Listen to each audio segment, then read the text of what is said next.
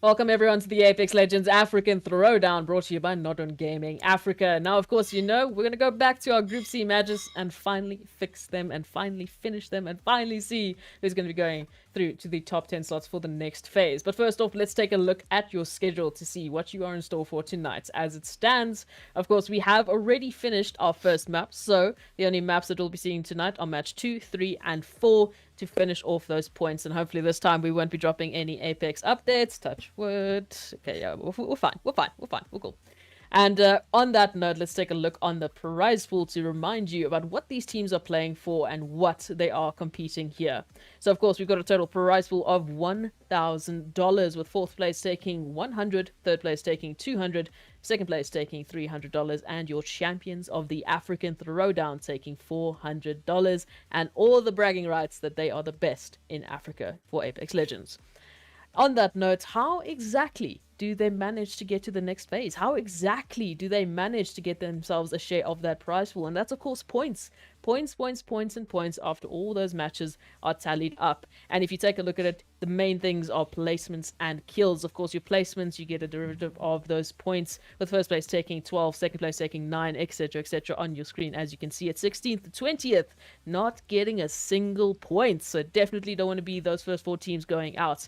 And naturally, we do reward that aggression, we do reward those kill games, we do reward that absolute skill that we've seen thus far. So per kill, you get 1 point. And as we know, we've already had 1 game for Group C, so let's take a look at those overall standings and remind you of the teams and groups that we'll be seeing tonight. And Tendo, if you wouldn't mind, please take us through it. So it feels like we're stuck in time here, ladies and gentlemen, as we enter for the second day of Group C games. Obviously, we saw a bit of a Nibble and WRG story in that first game that we watched on a Tuesday. Following them was Laggy Boys, Simply Secluded, who put up a really good show for us, coming in with what we didn't really expect them to really do when, you know, competing against Nibble and WRG, holding their own. Straight after that is S4, Sithic, Noob, Goats, Alpha Carnivore, Full Senders, and definitely not Sweats, hoping they're going to sweat a little bit harder tonight.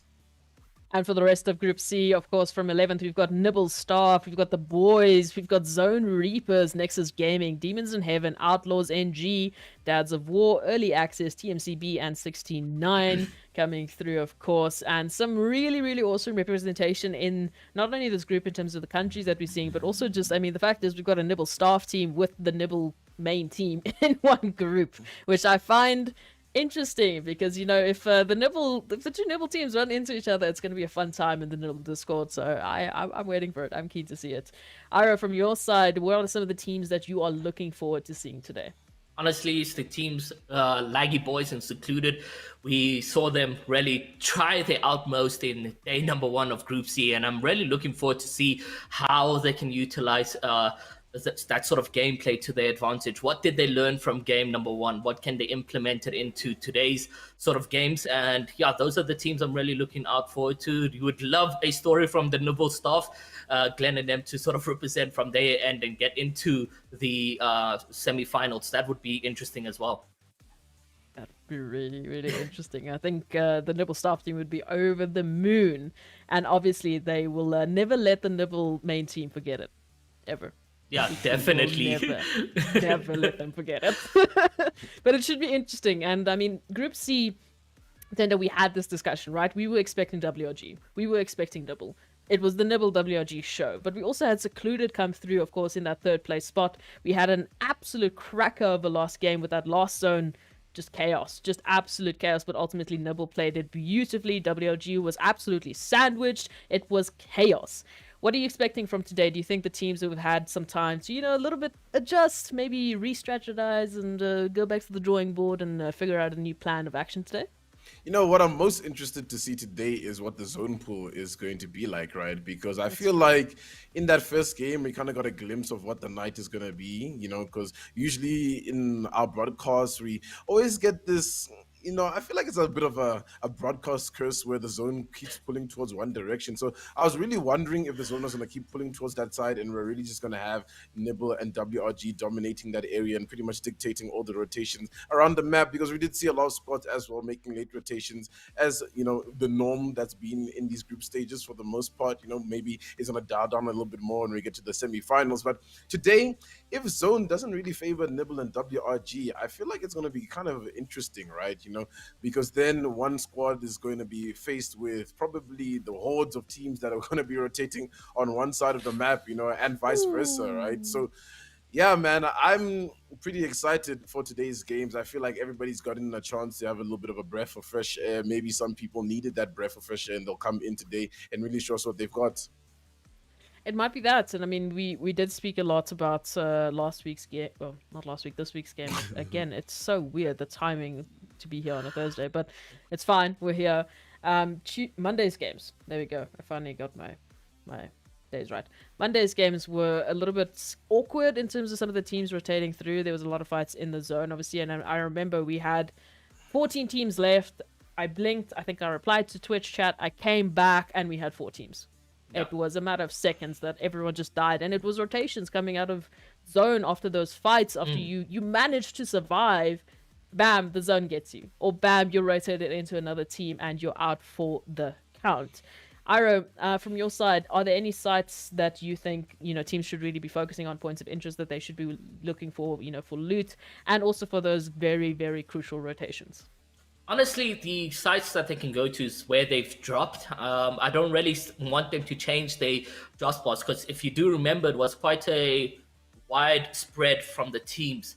The only thing that sort of made that blink sort of come into play, where 14-4, is those late rotations that we saw from the team. So honestly, I think they had the loadout. You could see them using as much consumables in the zone and so forth. So their loot was to the best of par for their preferred rotation towards the end game.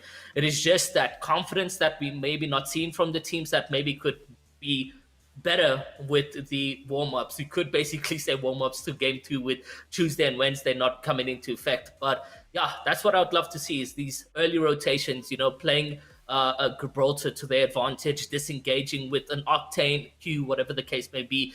But yeah, I generally did like that spread out that we got from the different sites and different teams and so forth. And I mean, Tendo, by now, we've seen so many of the groups. This is going to be the last group that we need to seed into the semifinals. What have you been thinking about the compositions that you've seen thus far? Yeah, I mean, look, in terms of just the compositions, I think people are sticking to what is pretty much meta and what's going to work for a competitive environment. That's why we're seeing lots of Gibraltar players, lots of Seer players. We've got the Octanes as well coming through. So I think even Caustic sneaking here and there, it makes a lot of sense, especially with how aggressive all the teams are on their rotations. And it just helps dealing with so many hordes of players on top of you, which ends up happening to a lot of teams, right? So I think composition-wise, I think it's going to be interesting when we get to semifinals if teams are going to still be using the same comps, or they're going to start to adapt to where we're going to have kind of like a stock standard with just that one team that's in the lobby kind of causing a little bit of havoc in the lobby. So right now it still seems like everybody's playing what they're comfortable with, what they feel will work for the situation. Yeah, I'm interested to see. I mean, I'm loving the fact that we're seeing a little bit more of some of the other heroes popping in there. We've seen a few Valkyries, we've seen some Revenants as well. Not as many, which is interesting compared to the first season, of course. I think there's been discussions had amongst the players. So Riftain is not so prevalent here, which is good to see. And of course, some changes coming through with Season 10, making that possible as well. Caustic with his buff. Oof. It's been interesting to watch that actually come through in the competitive scene for the African Throwdown thus far, and it's definitely made an impact, especially on our first games. This week actually was also just an interesting set of games. If you have any advice that you would give to these teams, Ira, I'm going to start with you. What would it be? Again, focus on those rotations. If you are going to be fighting in zone, finish up as quick as possible, or maybe play out to disengage from the situation as best. When it comes to positioning, always try get onto a height. That way you know for a fact that you do have the advantage over your oppositions. Place your cues at the right time. do not panic, especially with Gibraltar. That shield is very, very crucial. If you get tapped, don't immediately press that Q down, because those rotations towards the center of the map when it's in the end games or whatever the case may be the crucial moment for you to press the Q and get that Gibby bubble out. And that's basically what I have to say. All right. Tender, anything to add onto that? Yeah, I mean, at the end of the day, I think everybody's picking Sia, and it feels like lots of people don't really understand how pivotal it is picking your POIs and using those recon survey beacons that are spread around the map, right? I think there's a big reason why Respawn has kind of shaped the game to have so many recon legends, because it's really crucial to prioritize rotations and get a good spot in the zone, because ultimately, you know, yes, kill points can cover up a lot of your points, but just guaranteeing yourself in a top position, you know, you get to dictate a lot of the pacing of the game, because you get to see a lot of squads in front of you, how they're playing, how they're rotating, the spots that they're picking, and what kind of situations they get themselves in. And it just gives you a little bit more foresight in terms of what exactly your team needs to do to end up winning the game. Even if it's not always the god spot, right? It's always good to just have a good position in the final zone. These games have been so interesting, and I feel like we've had such a variety of groups. I mean, we can take some time to talk about this week. Obviously, we didn't get our Group C games when we expected them, but Group D was surprising as what we would have expected to be the last group. They really came through with some wonderful, wonderful surprises. Tendo, do you want to run us through some of what we saw with those Group D games? Yeah, I mean, it was a hectic group. I think, you know, it was pretty competitive, and there was a really good pool of talent, a really good pool of representation. I mean, we saw JSN pretty much dominate the lobby for the most part, kill wise, but their positioning in some situations was a little bit lacking. Obviously, we had carries come through as well as a streamer team, causing a big show for everybody. Really exciting to see them clutch up at that final game. All in all, I feel like the Group D matches were really exciting, fun to watch, and I just hope today is going to be exactly the same, as everybody comes in with a little bit of a rebirth into tonight's games.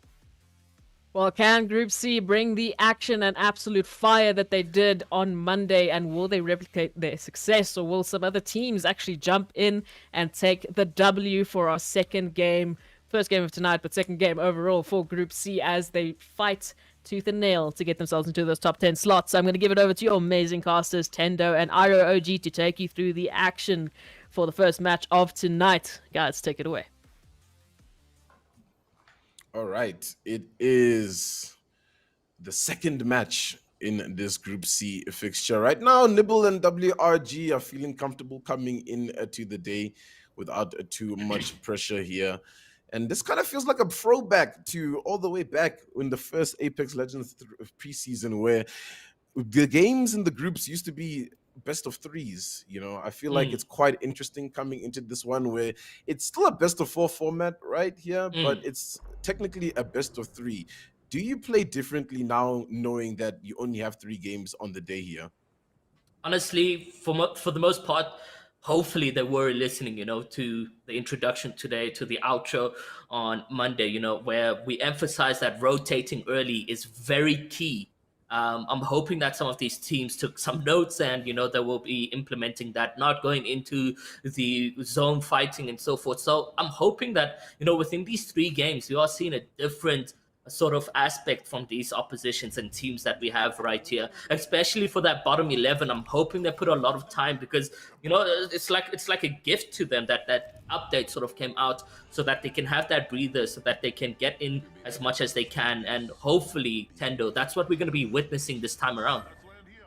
Yeah, definitely. As we come through onto World's Edge here, ladies and gentlemen, it is the African Throwdown hosted by NODWIN Gaming. And we hope you guys are having a good evening.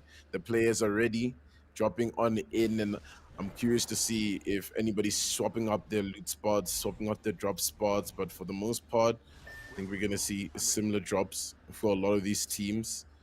And it'll be interesting to see where the zone pulls here, because it's pretty much going to dictate the pacing of where a lot of the teams have to start rotating.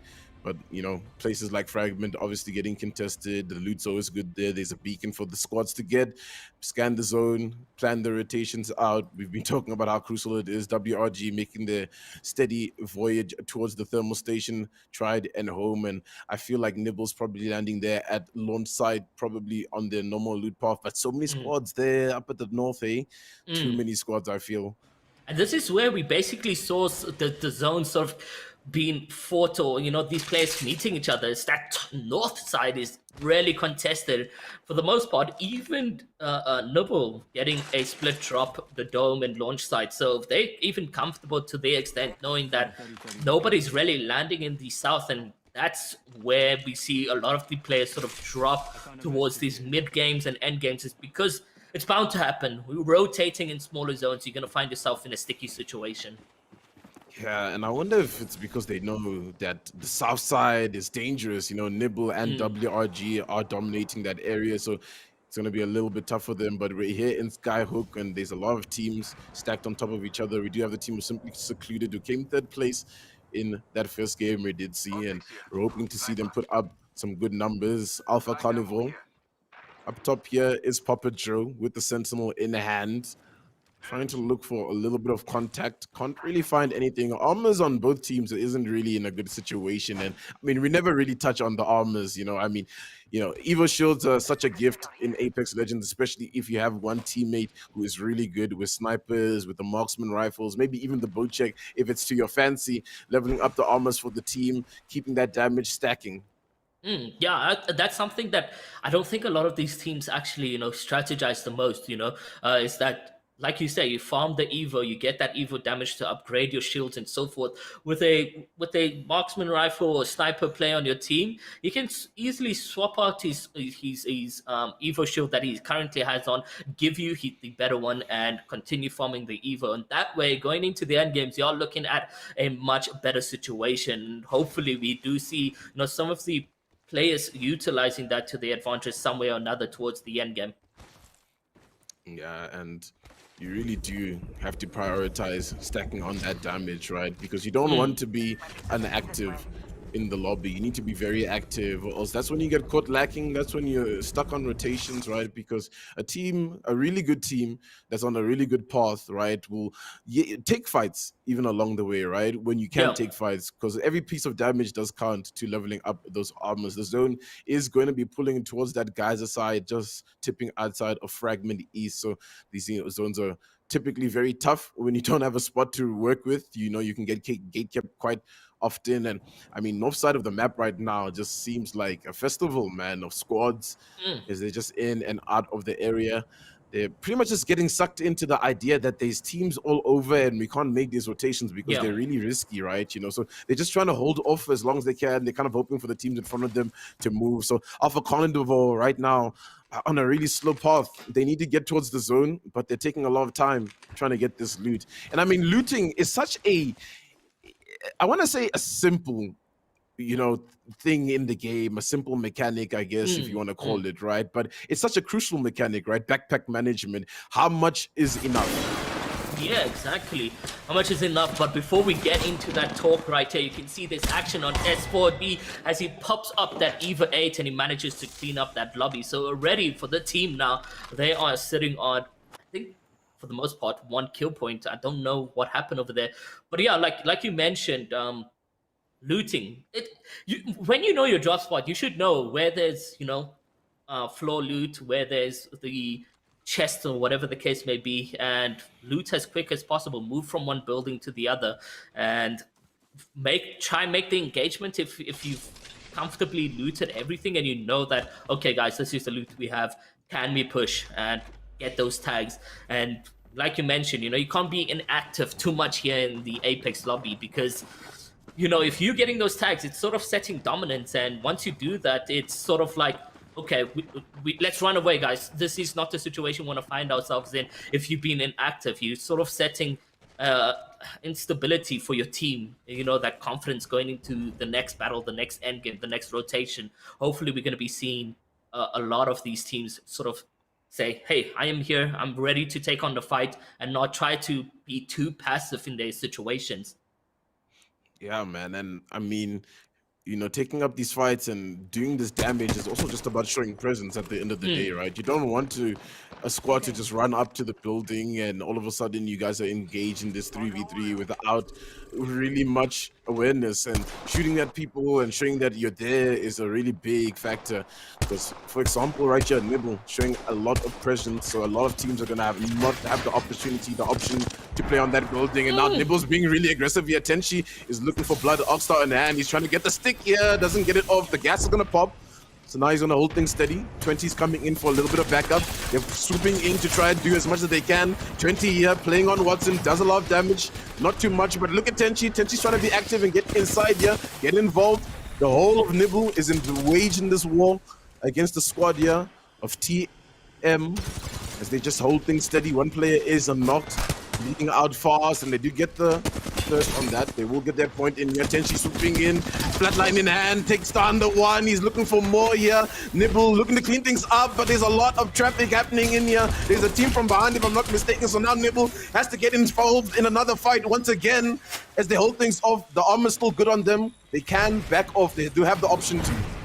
They have the option to, but it does look like that is the decision we're going to be seeing from Nibble, as they also set defenses there and just keeping a scope out right now. It's Gutbuster, and we have seen him in game number 1 absolutely beam, but what a tunnel of third parties that we just got in that situation of their Nibble looking to disengage now completely out of that situation. Simply secluded, looking very tough on their end as 2 players are now knocked, and they're gonna get some confirmations. And who is the player? It looks like it's Crummins. He's running around the lobby, just absolutely beaming secluded right over there. Yeah, man, and it's just these slow rotations, teams trying to opt for a path that probably doesn't have squads, right? But when everybody in the lobby is hanging around just waiting for someone to make a move, everybody makes a move at the same time, and this is exactly what's happening.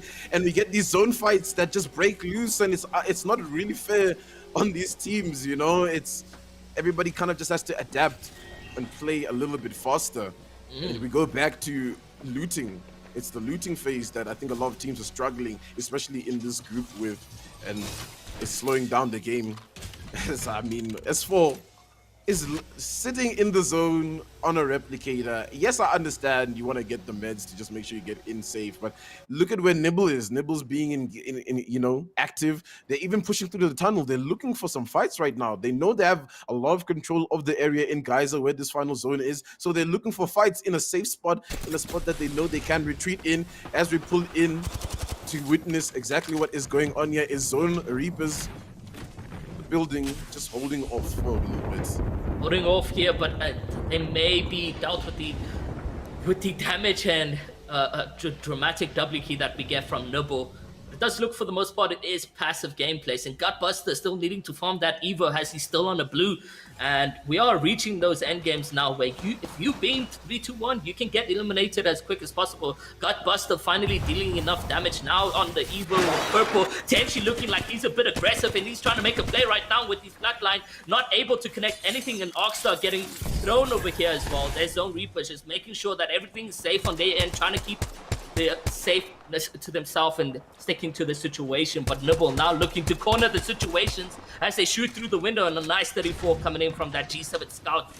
Zone Reapers trying to heal up, and there's a couple cells for their body. There goes the Seer down, so they know exactly where the locations are, left, right, and center. They can read the data. They know exactly how much health is on the family over here of Nibble. Yeah, Nibble just... I don't want to say they're nibbling away at the squad, just trying to find a little bit of damage to see if they can get an opening, but that's the first thing that came to my mind, unfortunately. And Tenchi is super active in this kind of situation. He's the one trying to enter, obviously playing Wraith. He does have that escapability, but right now Nibble's just holding things down, acting steady, and getting a lot of information on exactly how the lobby is being dictated. Look how many teams are stuck in this area though. There's all the squads that are coming from the north side of the map, getting a little bit gate kept here. Nibble's gonna be a really big opposition for them to get through if this is the situation. Luckily, the team did have a Seer on their side there, the Zone Reapers, because I mean that really deterred the push of Nibble. Without that extra information, knowing exactly where they were, it was going to be really tough for them to hold. But now, so many teams in this area. And I do wonder, actually, if Nibble's reading the zone well, that it won't be pulling towards Geyser, and it's actually pulling towards this compound where we see a lot of the teams situated. Nexus Gaming on the top of this roof. Oof, Walkie Walker, it doesn't look like he's happy with his Evo Shield. He's going to need to either loot a body or, farm up that damage right now. And for the most part, maybe he was revived into the scene right now, but a good beam coming in from it's the dodge, and the G7 Scout really living up to its name right now. It does look like they're going to try figure out a different sort of positioning for themselves. Hopefully it is the right one on their end. 20, just making sure that defenses are up over there. And, we are seeing like the character or the legend at hand right now being utilized sort of quite often, and it's not really seen that much in a competitive environment, but the African Throwdown, shows its uniqueness here. Yeah, uniqueness is definitely one of those things that teams need to identify, and it makes us remember them. When you have that little bit of uniqueness, that little bit of an edge that no other team really has. Still 16 squads, by the way. I'm like here thinking to myself that damn, maybe we've mowed down a couple of teams, but yeah, the lobby is looking exceptionally competitive tonight with 16 squads, and I'm sure everybody's feeling the pressure. It's feeling like a proper scrim, and Zone is pulling away from that Geyser side. So big call from Nibble to make this rotation and find this spot, but it doesn't really seem central to the zone. So there's still going to have to be a lot of fights as everybody tries to make the rotation soon.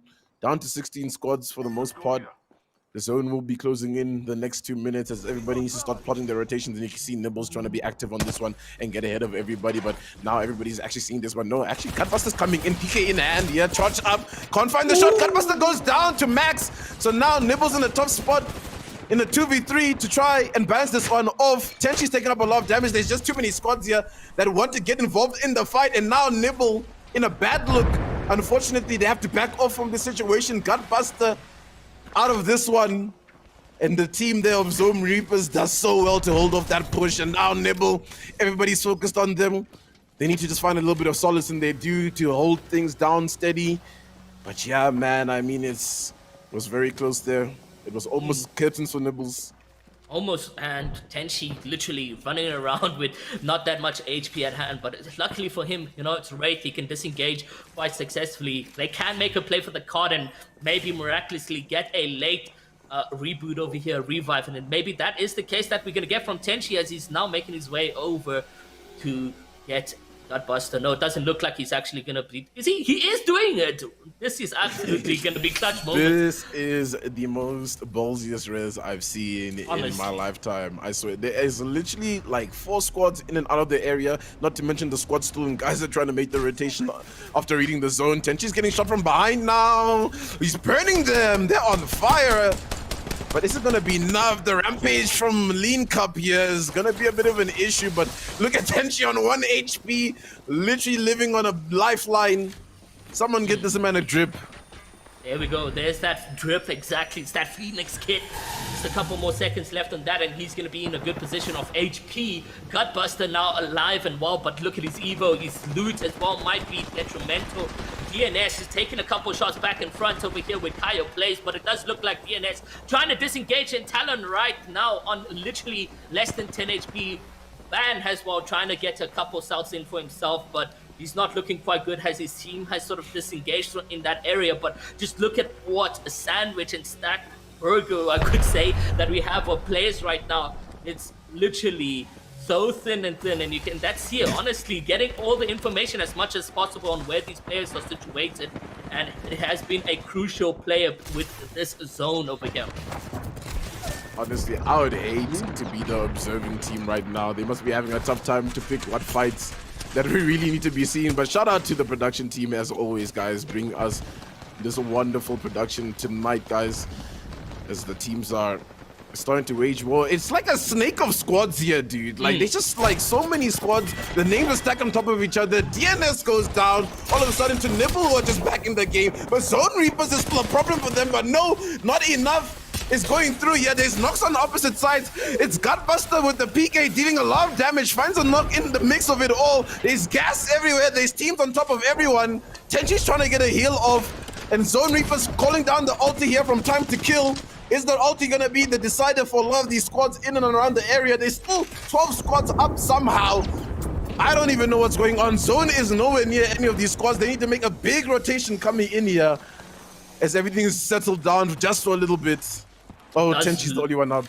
Yeah, it does look like, however, that he may get the opportunity here to res Gutbuster, but talk about a bloodbath of situation that we had over there, and now Zone Reaper is still very much alive. It does look like Skirly's gonna get knocked, however, in time to kill is making the move and getting the damage that he needs.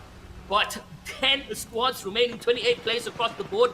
Where is everyone going to be situated? The cover is going thin. Zone Reaper is looking like a tough moment, and they're going to get eliminated. But it was a good fight from his end as he knocks a couple players, and there's third parties onto Max. And you can see the Q being popped right over here. Yasuke getting a high-tip position, and Jedi really now low on HP. Will he get eliminated? He does so indeed, but the shots are just coming back in front as Cummins now trying to get involved over here as well. And you can see Tenchi and Gutbuster quite behind as well, trying to get involved over there.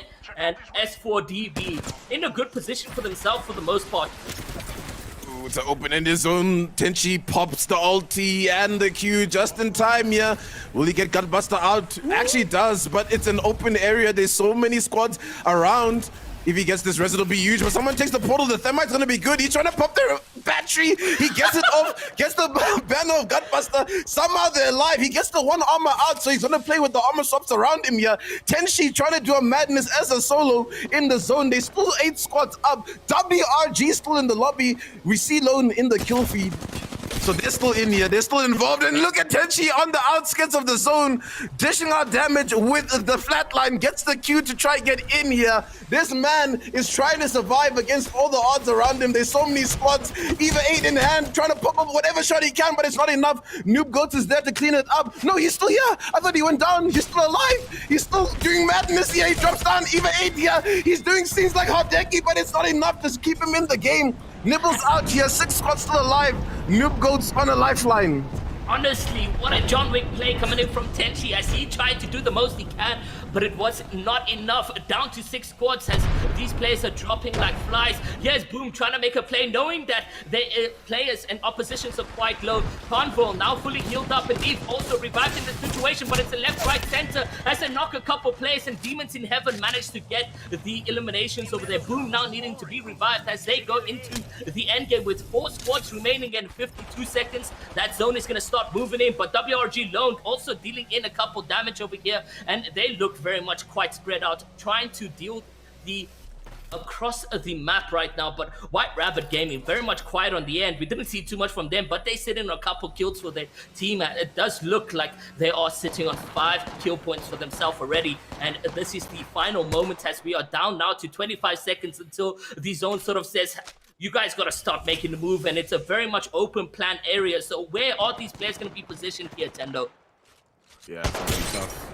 The team on the high ground with the Kraber! Oh my goodness! Yizhu comes through the Kraber shot onto the WRG member, doesn't get the knock right now, but he's looking for a pick. And I mean, this game is action left, right, and center. You can't call it for a secondary. Are probably favoring the team of WRG in this moment, but Demons in Heaven are looking to make something happen here. The Kraber's lined up for a shot, doesn't find it just yet. Unfortunately, early Axis is still involved, but one goes down, a little bit too split off from the team. Nyling gets the pick onto that. The zone is closing soon. It's still only zone 5 though, so we haven't quite entered final zone territory. So there's still the option maybe to get this res if there's enough cover fire for it. And it does look like they're gonna swoop over there, but is WRG gonna look to dive into this fight as soon as the res is starting to get popped off? WRG in a really good spot here, center zone. Honestly, it would have been perfect if they had an Octane pop the Q, get that confirmation, but it doesn't look like that's going to be the case. And now the zone is closing and we are getting into the final rotation. Where is it going to be, left or right? It does look like it's pushing WRG into the center. All players right now are going to be moving left, right, and center to the middle of the zone right now. And that's where it's going to unfold. And only the best of the best and those who utilize the Qs and outs to the advantage may potentially potentially be winning this. Zelly, I do like that they have a Wraith as well as an Octane to sort of get into weird positions as quick as possible when that 30 seconds is up on their time. But as for the most being, it does look like WRG are going to be really pinched because, you know, that left and right team that are positioned over there could absolutely beam WRG when they try to make those rotations, and Mila just trying to get a Kraber shot, and now 2 bullets left to his name. Will he be able to get any knock in those final rotations? Zone's about to close in the next 10 seconds, so squads are going to be feeling this pressure. Still 3 squads up. They're trying to drop some cover there, which is really smart, but Ellie Axis are going to be focused quite a lot because they are the team with the least cover to work with here.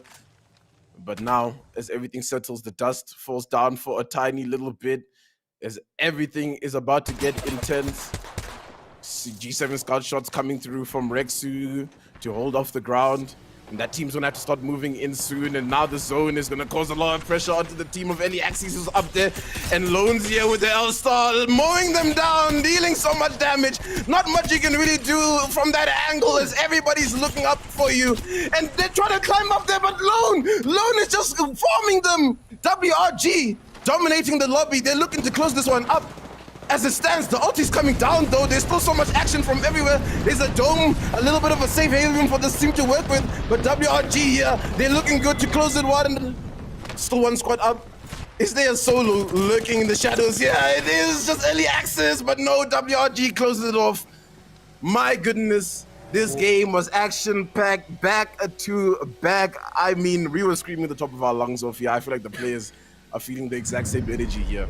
Definitely, that was really what we were asking for, those early rotations and good positioning, and we did find that coming in from most of the teams. I mean, to find 3 full squads in the end game was absolutely juicy, but Lone had to deal with that damage across the board and get the teams absolutely mowed away, as you mentioned over there. Ooh, you remember that time that we had like 5 teams in one building, right? And Nibble was involved, and then Nibble tried to get away, and then Tenchi was somehow alive and still taking kills while having all the teams shooting at him. And yeah, what happened? It just don't make sense, but it was happening. It was happening all over that map. I mean, it was just an absolute bloodbath. I honestly, obviously, you know, Nibble, they went out pretty early there. I think they went out in 8th place, if I'm not mistaken, or 9th, somewhere around there. But at that point, how many kills would they have picked up, Tendo? Like, I think I was seeing 6 on the one, maybe another 2. Yeah, I mean, I think Tenchi was kill leader for a stage as well, you know, while they were in shambles. Chased. So, I mean, Nibble put up some good numbers anyways, even though it was a tough spot. But yeah, I mean, we didn't really get to watch most of WRG's game, and they were pretty much just controlling the lobby for them, as it looks like. Yeah, it was chaos, as you mentioned, you know, for observers to try and decide which teams they were focusing on. I mean, we had this cluster of, you know, come live in this apartment building, let's have 7 teams in one place, and just, oh, it was chaos. But WRG coming through there with the W, so already starting to get a little bit of revenge from previous times, from those previous matches, and here is your MVP. Ira, take us through it. Rexo, honestly, absolutely madman here for White Rabbit Gaming, clutching up 5 eliminations to his name, 2,825 damage, and it has to be that endgame rotation that we witnessed from this team, grabbing that champions as well. What a fantastic player we had on our hands over here. Woo! And that's what you love to see, especially from your winners coming through from the second game. Technically the first game of tonight, but the second game of Group C. So we're at the halfway point where we can see Group C finally into their next phase, which is of course going to be the semi-finals where they go against the top 10 from Group D. So it's going to be madness, absolute madness after we come back from that break. As you know, short break, short little intermission to give you some time to get some popcorn. And of course, check out the NODWIN Gaming Africa website. I know I had to plug it. I'm sorry, but I have to do it. Please go check it out. There's some sick content on there. And of course, all the details you need for our upcoming events and absolute crazy things that NODWIN is planning for Africa. Stay with us. We'll be right back after this very short intermission.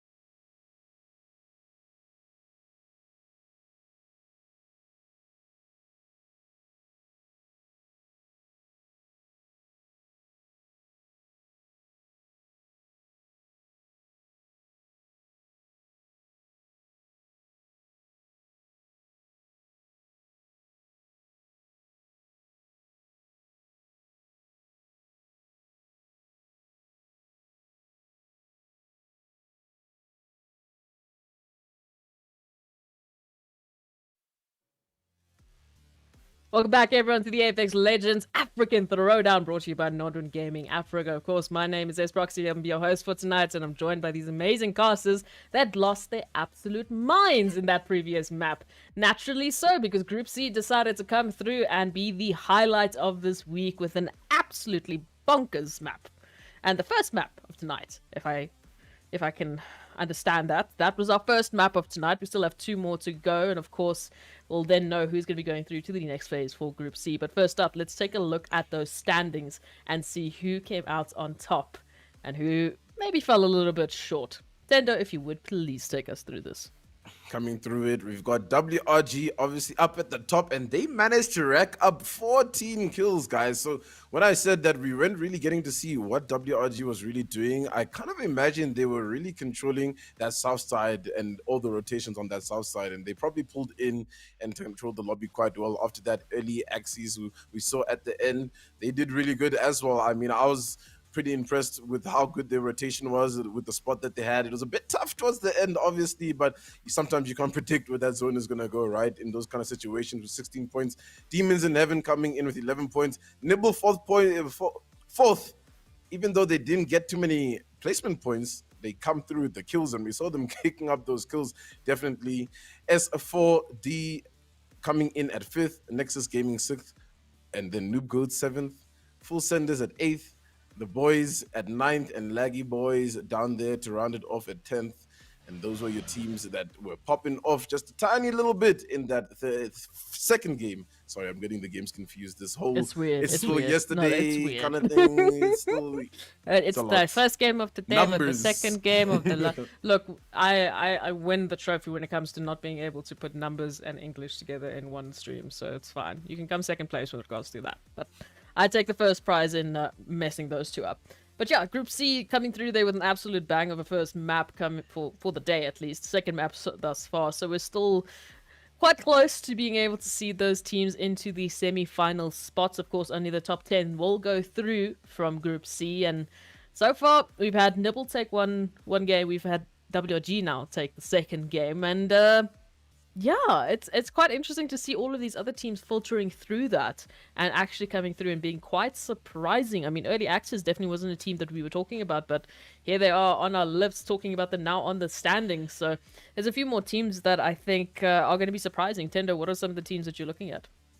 Yeah, I mean, look, I think, like you said, Early Axis came through. It was pretty surprising for most of us. We didn't really expect to see them there. I feel like we saw Simply Secluded go out pretty early, so maybe we'll see them come through. Maybe they'll fix up their rotations and have a little bit of a better time. I was kind of interested with Zoom Reapers as well, right? They were putting up a good fight against WRG when it looked like they had their back against the wall. So maybe, just maybe, caught in a tough spot. It was basically the building of doom at that situation. So maybe in a different spot, they would have done a lot better. So it's going to be interesting to see these teams that we don't really have too much information about just come through, pop off, and show us exactly what they've got.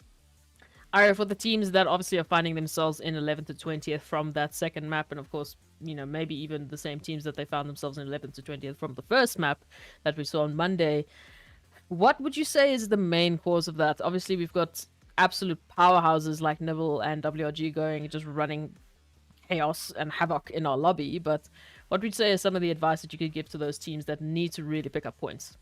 Honestly, it's time to, pick up that confidence. Go get a couple tags, set the dominance, whether it's off spawn. I think really these players, and it does look like we're going to get into a game, so we'll go over that next time around. But yeah, I appreciate you. You know what I have to do, and you just give me the space to do it. I appreciate you. But yes, I'm going to give it over to your casters, Tendo and Iro, to get you guys ready and prepped for the third match of Group C. But the second game of today, numbers are fantastic, and I'm probably going to ruin my day today, but it's okay. It's okay. I'll survive. You'll survive. We'll all get through this. We're all going to be ready for the Apex Legends action that is coming to your screens, brought to you by NODWIN Gaming Africa, because this is the African Throwdown Cup 2. Just do what you do and take it away.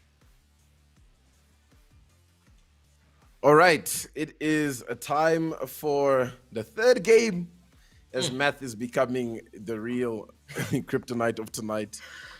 And I mean, I'm excited to see exactly what's going to happen, right? Thus far, one to Nibble, one to WRG in terms of, the games. Does this go back and forth once again here? Do you think now Nibble's going to show up, win this game, or do you think we're going to see a back-to-back from WRG? Honestly, the way things are playing out, WRG seem to be like quick in terms of how they deal with stuff, how they position their team and so forth. I mean, we saw what 6, 7 teams on each other, 5 teams, and WRG didn't put themselves into that position. In fact, they positioned themselves in a better place in the zone, and that's what got them the win. So when it comes down to say the numbers, I feel like the percentage will go down to WRG probably winning yet again another game. For 20 and Tenshi and Gutbuster, we thought they were going to disengage, but they went to the other sort of, what can I say, like a 10 base, and they decided to double key zone Reapers, if I'm not mistaken. So, they thought process over there, instead of rotating, was to double key, and that put them in a pinch, having to revive Gutbuster. So the aggressive mindset needs to maybe slow down quite a bit, because they don't know who they're running into. And, we don't know a lot of the information coming in from these teams, how they're playing out, how they use this here, the caustic gas. I mean, we saw them being pinched quite a number of times and almost eliminated across the board. And in the end, it did definitely happen. So I feel the percentage or ratio to WRG or thingy winning is going in favor of WRG. It will definitely be interesting how everything comes down and it cracks down coming into this game. As we get our top overview of exactly where these squads are going to... Wait, hold on a second. It's a contention.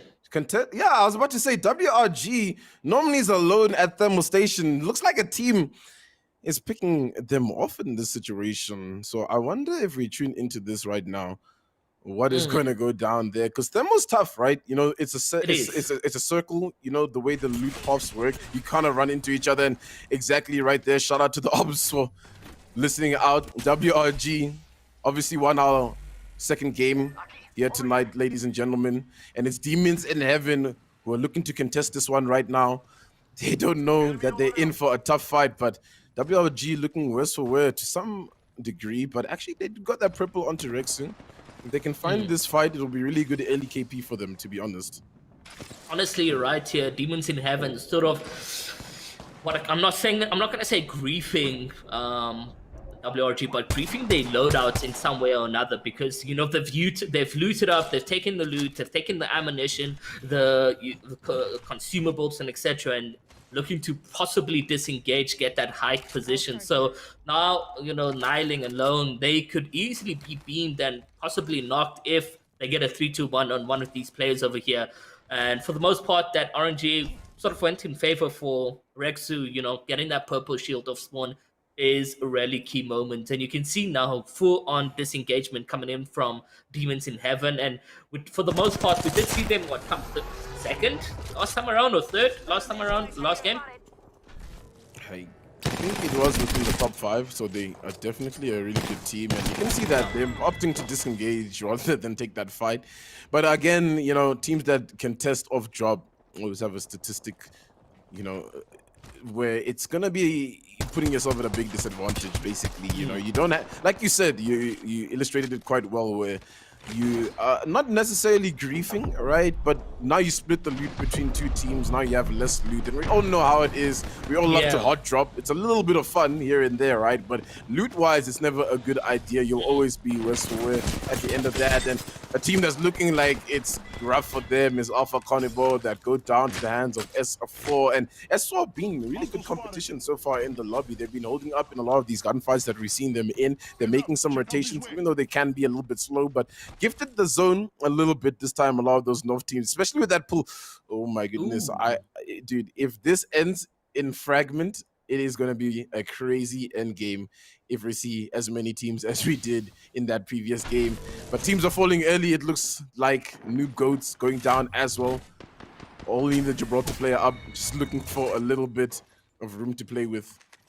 Oh, kill leader so early on, 6-9, and Akato looking really well on his end. It does look like, however, he needs to revive these 2 players. He's gotten the banners, and needs to actually collect the banner off Exton over there. But a couple shots onto Noob Goats right now as he's trying to disengage, and does look like for the most part the attention is on the play instead of on the banner, and that's where you're not supposed to focus on. Get that passive, get that banner right down, go into endgame with a full-on lobby, a full-on team. And I mean, Tendo, what would be the play here? Obviously banner, right? Yeah, I think if the option to get the banner in a safe spot is there, get the banners and then prioritize this 1v1, you know. I think you can also just see that the player isn't too confident in the fight, so they're definitely not really looking to re-aggress, and they're going to be looking to get that banner. There's a lot of traffic there in that north side once again, as the norm of this lobby thus far. So we'll see a lot of fights probably in that epicenter area, trying to make their way into where Fragment West is. Squads in the north, though, I mean the south, like Nibble here. They look to be in a bit of a fight. Doesn't seem too action-packed for the most part, but they do look to be dogging down a player who's got their back against the wall. 20 up on the high ground. Nibble changed the composition, actually. You know, they were playing with the Watson, but now they're opting to play with the Horizon and the Caustic. So I wonder what the read from them was there, that, you know, it just seems like squads are hitting these late rotations and they have to stack up basically, and the Caustic's really going to give them a lot of room to work with along with Horizon, a lot of mobility. So really good game read here, I feel, coming in from Nibble. Honestly, I think for the most part, this game is a really good Legends pick from them, because Fragment West, if it ends up there, you know, you can really stack up those canisters from Caustic and put up a really safe haven for yourself. So really think that this is going to be the play for the team right now. But Horizon, I never really fancied her as a competitive Legends. Her abilities are not that team-based, and it's a lot of solo sort of. It's like a solo clutch play if you come to it. Yeah, I mean, understandably so. I think, you know, Horizon kind of pulls it into where Pathfinder used to fit in with the zip line, right? You know, you had a lot of, you know, vertical and horizontal mobility. Obviously, with Horizon, it's just the one. It looks like Nibble's trying to get aggressive here. They throw down the ulti, they're sucking them in, and 20 is going to be here with the R31 beaming him down. There's nowhere to run, really, when that thing starts to pull you in. And they're doing a lot of damage onto this team. Outlaws NG, our Nigerian representatives, taking up a lot of heat, and they run into the wrong team to be versing here. Luckily, they do have the Caustic in, so they can stabilize for just a moment. But why is he standing with his back behind the door? They're both standing there, and Tenchi swoops in and fries them like some scrambled eggs in the morning for breakfast. And they're out. With a cup of tea to end with such a delicious breakfast. What a free elimination coming in for Nibble. 3 eliminations of Spawn, that evil boost as well on their shield when they farm. Definitely coming in clutch for the team.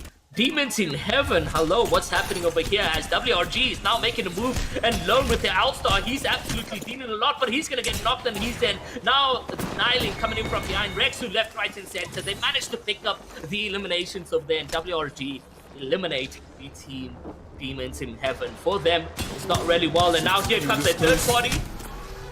Ooh, those shots coming in from Shocker, definitely shocking us here. Takes down Lone, but Lone was the player that did go down. They are stuck in this zone, not WRG.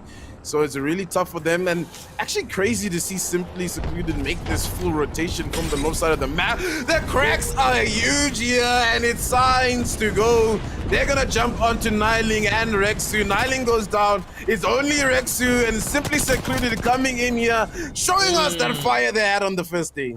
That's what we love to see, and I mentioned a team here that I'd love to watch is coming into action, showing exactly how it's done. But what a perfect timing for them to get that third-party involvement. You know, they're trying to res in the open, thinking that it's safe, but no.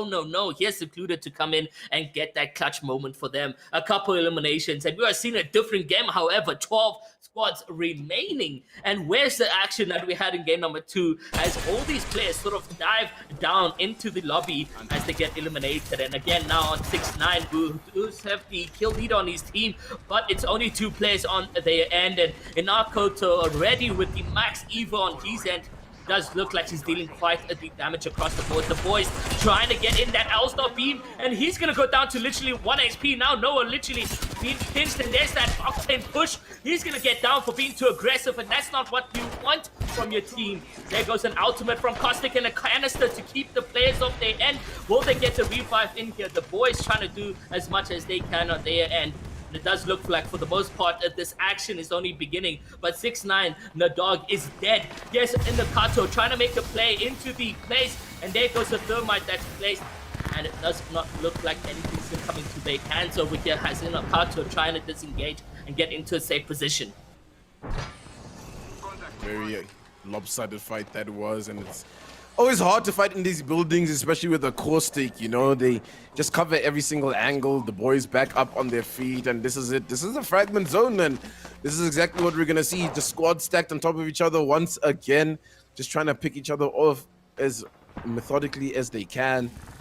Now Inakato is the only one left up on 69. Gonna have to try and make something happen. Currently the kill leader, so putting up the numbers though. Doing a lot for the team to try get them into that semi-final. This, of course, ladies and gentlemen, is the 3rd game in this group. We had to obviously switch things around as Apex decided to give us an update, unfortunately, on the day of the Group C games. And now they're here to play it out again. And Ulti's coming down here, doing a lot of damage. And some of these players, big plays are being made here to rush on in. And this team is being unrelentless to pull up on the squad. People are getting cleaned up left, right, and center. For the most part, they don't see this player here down here. Rush in a weird spot. How is Yasuke unable to see, unless they're on the same team, obviously? I thought for a moment there that they weren't on the same team. Laggy boys are all right for the most part. Just the positioning there made him look like he was hiding away. No. And Laggy everything's boys, steady. You know, Laggy boys also coming back in game number 3. This is, you know, what we love to see, Tendo. A comeback and a half, hopefully to clutch up game number 3 and 4 to get into semi-finals. For the most part, game 1 from them was really juicy. So was it for Secluded, and we've seen that yet again in game number 3. Yeah, and squads have died quite fast in this second game. I mean, true. in this 3rd game.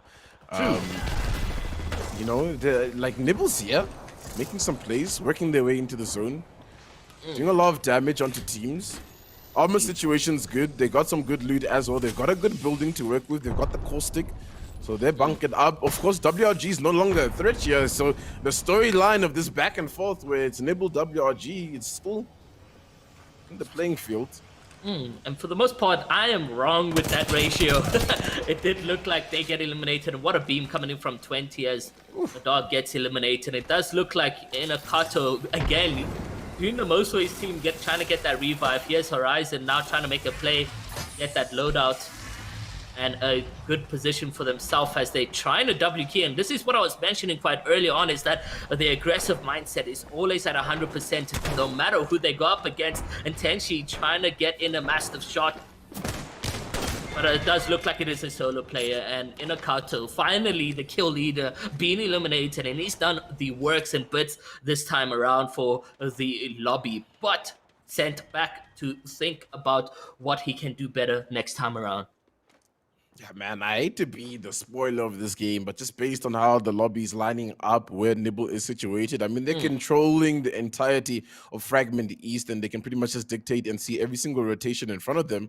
All these other teams stacked on top of each other. We still have a team in Epicenter trying to make this rotation in, a team pulling in on the Frag West side, very close to another team. So we're going to have about 5 teams stacked on top of each other, basically in front of Nibble. Still going to be very difficult, obviously, if these teams can make their way in.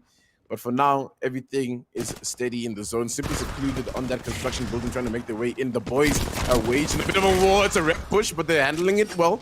Sends them back for now. Reburst as the team of Laggy boys holding this high ground, and they've been one of those teams coming in from the crossplay side of things that are really dominating these lobbies, and you can see exactly why. Raining down this fire here, Reburst.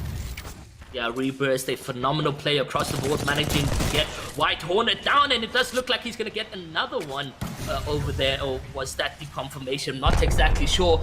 But Reburst, the Laggy boys, honestly doing the most they can in this position. They are literally getting beams from Rush, Titan as well.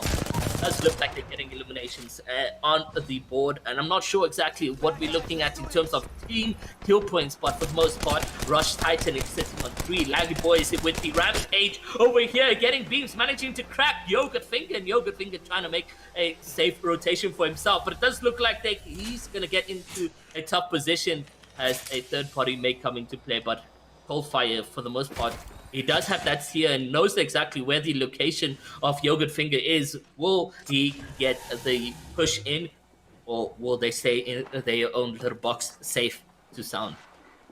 I just love the name Yogurt Finger. Oh, the assist comes through! But they're just pushing him too hard. There's no ways he's getting out of that. And I guess they finished up their yogurt. That's just a little bit on, you know when you're eating yogurt and sometimes the spoon doesn't do the job. You just gotta quickly use your finger. I guess that's where it probably got the name from, right? I mean, sometimes you gotta love some of the names that people come through here with. But as everything settles for a little bit here, Nexus Gaming on the high ground here with the ridge of Epicenter. They need to make that rotation though. Yeah, they have to make the rotation, but they're in a good spot at least to, like, get the information on exactly what's happening in the zone. Still, and they 6 squads, so the lobbies died out quite fast. Don't think it's going to be too hectic in this end game. You can see Nibbles controlling a lot of that end game real estate though, right? If that zone does pull towards them, I mean, these squads, they're going to be under so much pressure. You can see 20 and his team are honestly just trying to deal damage now across there to Secluded. And, for the most part, like you mentioned, I think this is going to be a Nibble game because that position that they have right now, they control the entire areas. Who walks in and nobody sort of... Oh, and it does look like it changes, but for the most part, Nibble can quickly make that rotation into the zone because nobody's around them and they need to start making that decision now. Secluded also on the far end, everyone sort of hugging the red zone, so it's not going to be easy. There's Tenchi sort of probably making a porter play so that the 20 and Gutbuster can follow in from behind.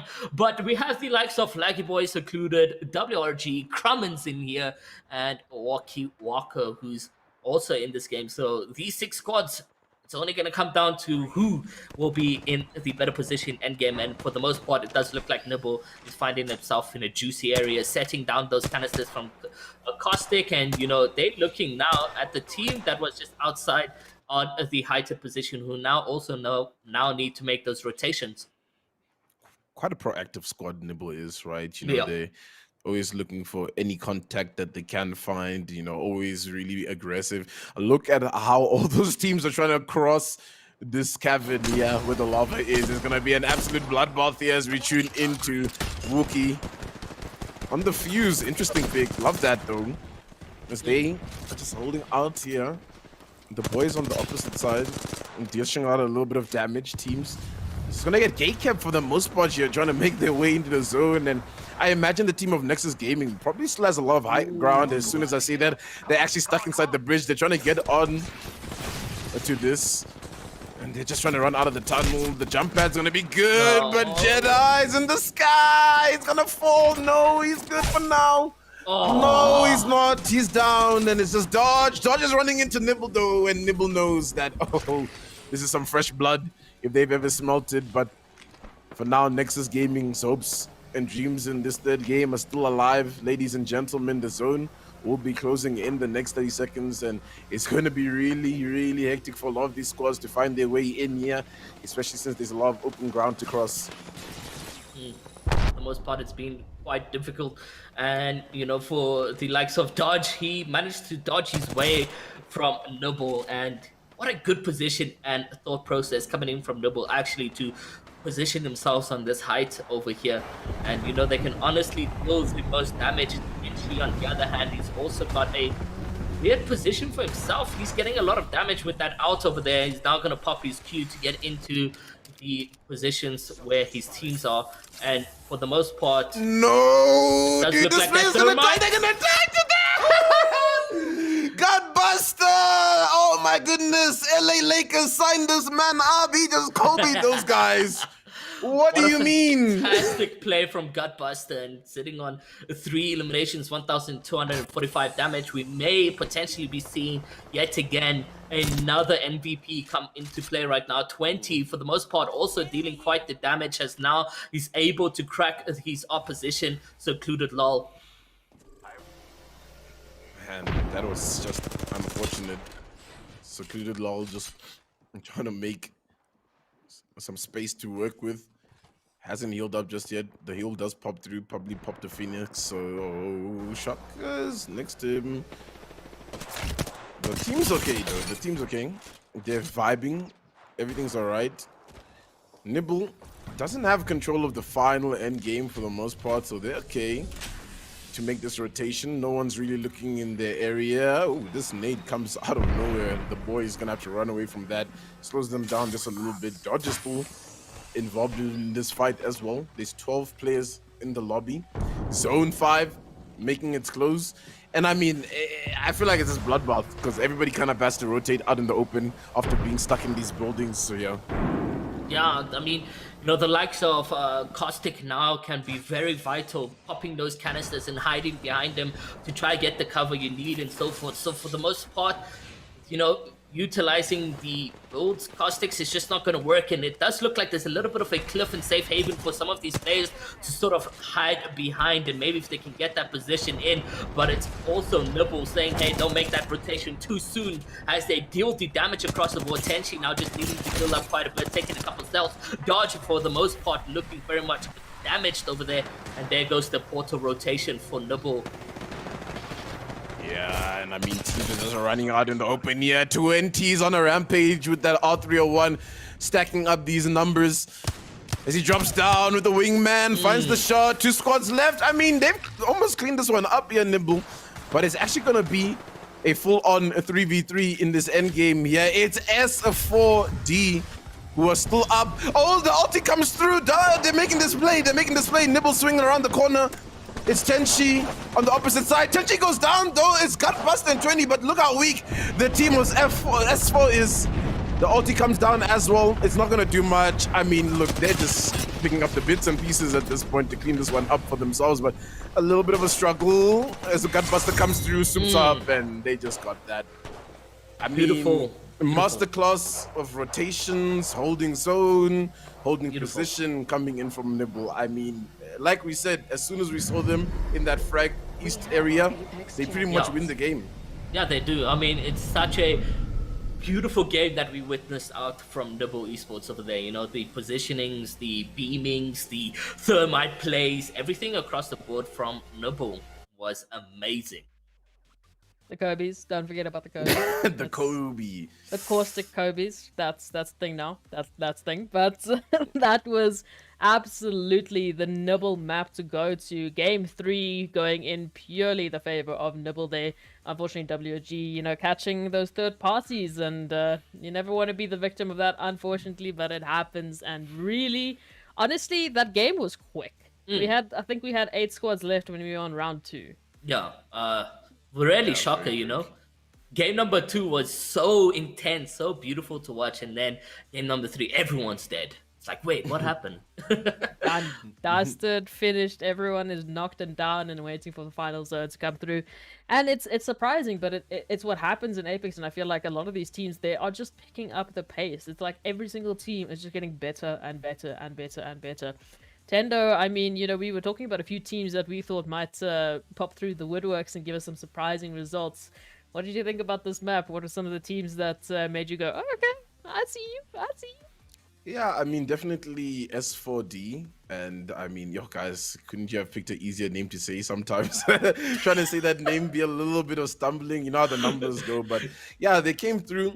Some really good plays from them. I think they chose a bit of an awkward rotation, you know, when we were tuning into them, but they made it work. They made it to that end game. And I mean, they're playing well as a team, and they kind of sneaking under the rug. I mean, Simply Secluded came up, you know, they won that fight. They got that third party onto WRG where we saw them out there near the countdown area. And MVP goes to none other than Tenchi, coming through with 7 kills, 2,200 damage as well on top of that. So Nibble, I mean, guys, it's a Nibble, WRG, Nibble, right? So Surely fourth game, it goes back to WRG No, to you round can't it say off. no. You can't say that. No, that is a I'm cast of sorry, cards. I'm calling the curse now. Okay, well, folks, you heard it here first. If WRG don't get the fourth map, you know which caster to blame.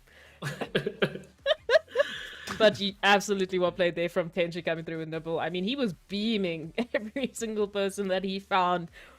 Oh, just not having a time, not having a good time. And I mean, Ira, you wanted to see how Horizon could be used in the competitive scene.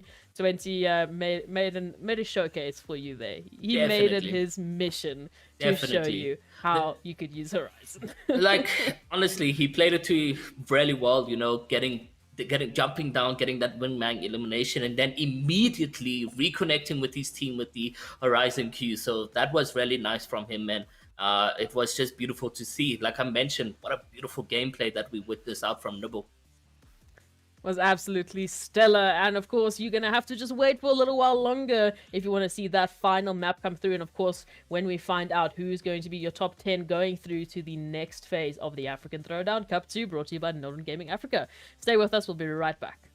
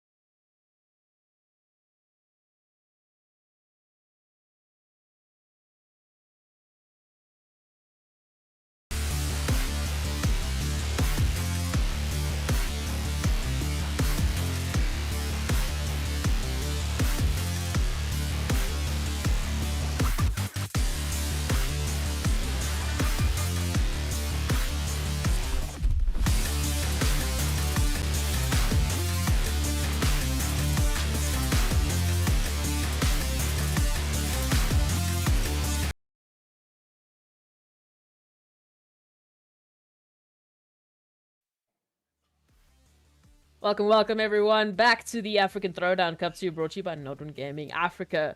So, Map 3, done and dusted. Group C almost seeded completely into the next phase, and then we will know all of the teams going through to your semi-finals, which are going to be absolutely cracked, because thus far these teams have been proving that they are ready to take all the bragging rights from Africa and say that they are the best in Apex Legends.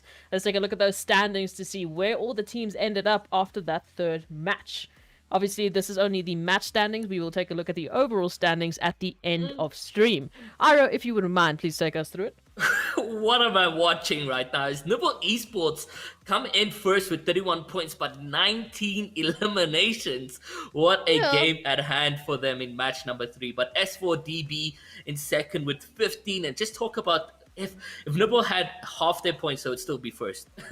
Laggy Boys in this position with 13 points and 10 eliminations. Not that much on placement points, but still very well. And this is a team we are looking at on the outside. 69, they are ninth, have 9 points, 4th place position. The boys SN with 8 points, 5th position. And then Nexus Gaming in 6th, Simply Secluded in 7th, White Rabbit ZA or White Rabbit Gaming in 8th, Full Senders in 9th, and TMCB in 10th. So that will be the 10 top players for game number 3. I'm confused because it's like all the teams that you're expecting at the top, they aren't there. I mean, early access, zone reapers, you know, they're in your 11th to 20th. They're some of the teams that we were looking at that were giving Nibble a run for their money in that previous map. So it just goes to show the Battle Royale, you can never expect what's going to happen here. And again, I'm going to remind you, if WRG don't take the 4th map, you need to blame Tendo because he casters cursed them. So please just add him on Twitter. It's his fault. He did it. He did it. But Tendo, I'm going to ask you, so far, last map of the group stages. We're going to be going into it shortly. Expectations for the last map? I'm not asking you to casters curse anyone. I'm just a light, you know, expectation.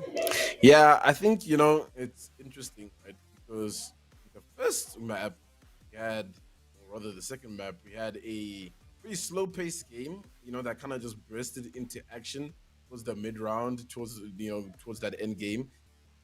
Come onto this third map, and the pacing all of a sudden is changed, right? And I mean, the biggest indication that the pacing has changed is when Nibble swaps their composition from what they're running in the first game, right? So I'm just curious to see if this 4th game is the pacing going to change once more.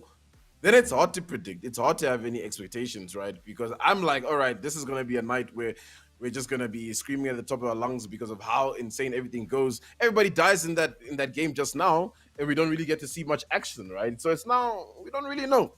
I feel like we have to come here with an open-ended conclusion. So no costs today. Hey, nice work there, avoiding that. Thank you, I appreciate that. But the last map of Group C is about to go underway. We will know who's going to be going through to your semi-finals for the African Throwdown Cup 2, brought to you by NODWIN Gaming Africa. Sit tight and just enjoy the show, brought to you by Tendo Players and Iro OG as they take you through it. Guys, do what you do. Tendo. Game number 4, last game at hand right now for Group C, and for me, being one of the most entertaining for between A and C, because you know it's unpredictable who's going to be walking away with the champion, who's going to be 2nd and 3rd overall on day, and it's just massive scenes, change of tones as well as we go into from game 2 to 3. Let's see what happens in game number 4. Yeah, and I mean, right now, like I said, not really having too many expectations here. You know, I feel like just based on how the lobby is, it's either Nibble or WRG, right? I don't think the other teams are really putting up exactly what, you know, those two teams are bringing into this one, right? So I feel like whichever has the easier rotation path, whichever has a better zone read, is probably going to round off the groups tonight. But yeah, I mean, we got to look at some of these teams that have been struggling, man, like Outlaws. We haven't seen a good look from them. I mean, unfortunately, Nibble Staff, man, we wanted to see them pull up a little bit of numbers, kind of like the streamer teams from Kara Carries, but they're not really putting it up right now. Sithic, we saw them kind of doing, you know, a bit of a madness on the first day. But now all of a sudden they're a little bit quiet, you know. Laggy Boys have impressed me. You know, they've Yeah. come in here, guns blazing. I mean, they got the second most kills in that game just now Yeah, against a yeah. Nibble. So, I mean, it's all to play for in this final one. Couple of teams are really going to need some points. Some teams obviously coasting up there at the tippity top. Now we are seeing a different sort of a fly in from the mothership is going from north to south. So let's see what this means for most of these players. Is that that's north to south, yeah. So the climatizer, the epic center, fragment west, fragment east. We know it's stacked zones rotation on teams over there, and for the most part, the south place looking very much clean and empty.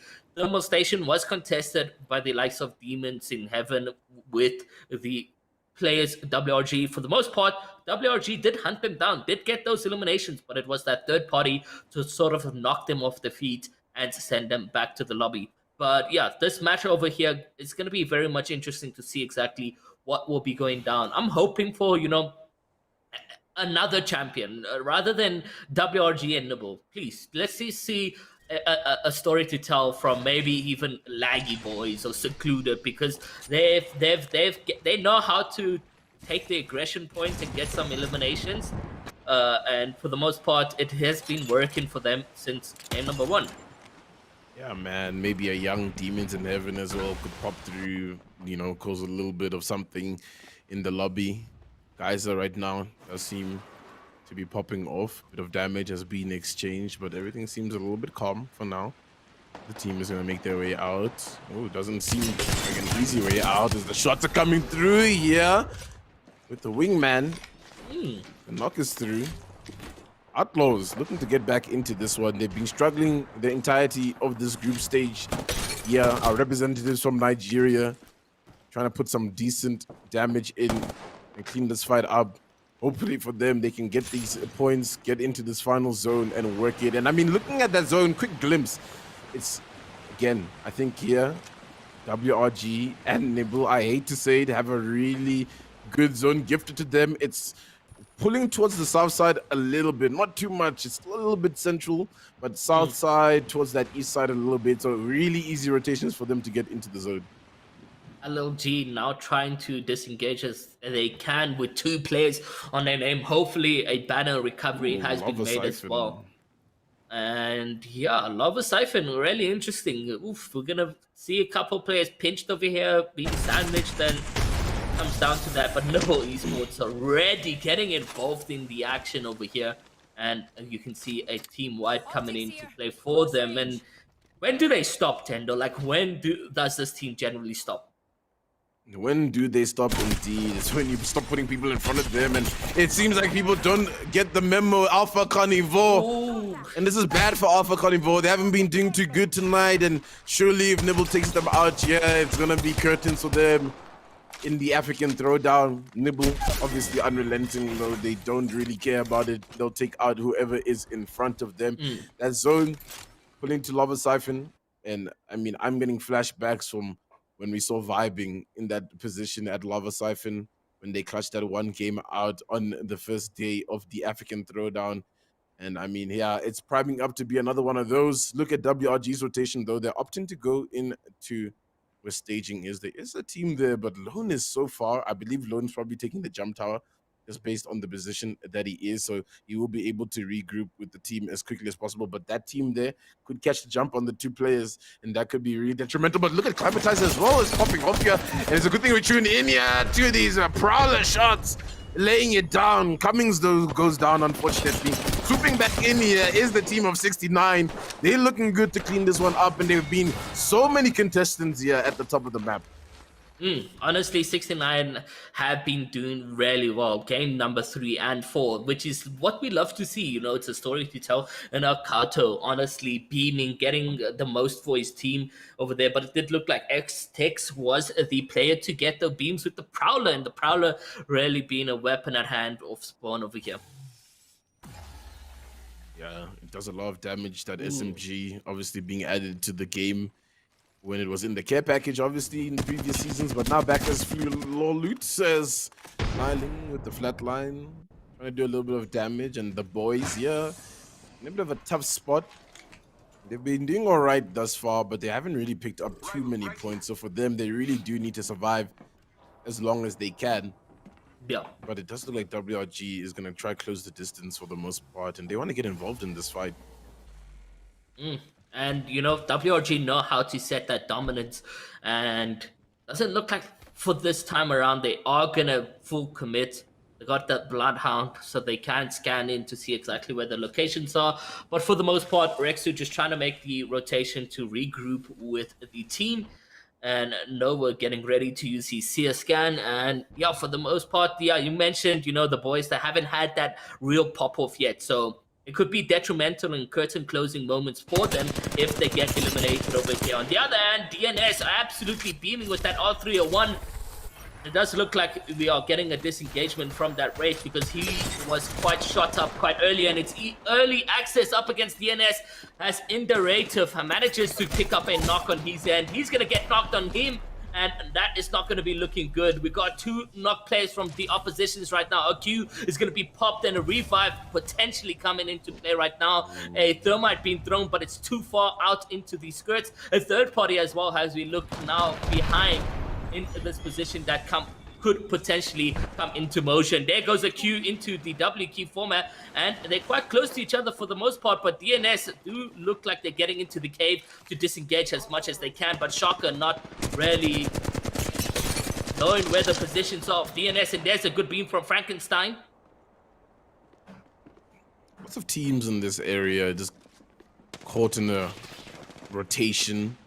I also saw Simply Secluded, who do drop at Skyhook, so they're close to these fights, and I wonder if they're going to come through that tunnel. So obviously pulling all these teams away, so they do have to start to make this journey. DNS have held up quite well. They need to get some points on the board to guarantee themselves a spot into that semi-final.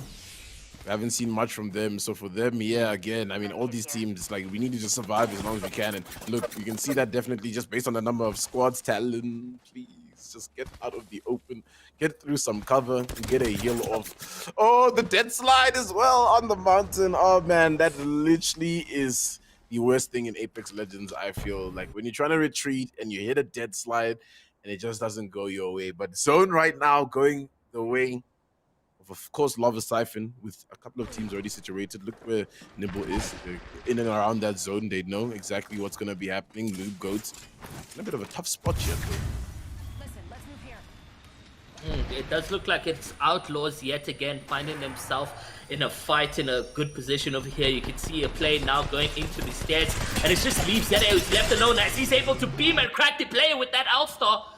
Chopsticks looking to make the rotation up the zone. They do get that confirmation on the hand, and they have the numbers right here. It's a 2v1 situation, but they need to go and make a play for the revive on the teammate right now. Leaf trying to get a Arcstar on these players. Will he be able to connect? He does so indeed.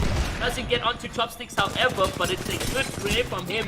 Outlaws fully teamed wiped, as I believe that is Laggy Boys now getting involved in this situation. Noob Goat's trying to disengage, and he's got the beacons or the banners to make to the beacon right there to revive. And talk about a third party of note, Laggy Boys honestly know how to do this to the best of their knowledge. Yeah, Laggy Boys have been really good on catching teams out on rotations, I've noticed, and they just seem to be another one of those teams that are just really active in the lobby and always looking for a fight regardless of really what's happening. The rotation right now, WRG took a really long rotation coming around where the Harvester is, pulling back in the area, but you can kind of see teams trying to make their way towards Lava Siphon. The fight here is still quite prevalent. These Laggy Boys don't seem to be quite out of trouble just yet. It does seem like the team of, I believe, 69 is pushing up on them, and some fights are going to break loose.